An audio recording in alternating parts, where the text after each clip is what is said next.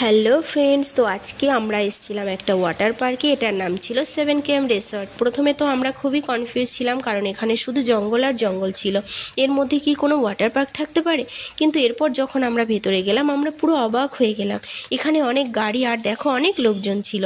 আর এরপরেই আমরা চিকেন পকোড়া খেয়ে জলে নেমে পড়লাম। বাবু তো প্রথমে জলে নামতেই চাইলো না, আর যখন নামলো তখন আর উঠতেই চাইছে না।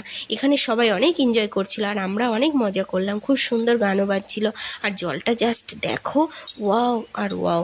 এরপর আমরা ফ্রেশ হয়ে চলে গেলাম দোলনা খেতে।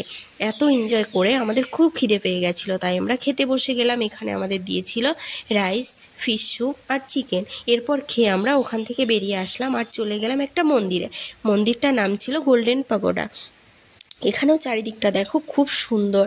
এবার আমরা চলে আসলাম মন্দিরটাতে, আর ওখানের আকাশটা দেখো, জাস্ট দেখো কত সুন্দর লাগছে। এটা ছিল বুদ্ধদেবের মন্দির।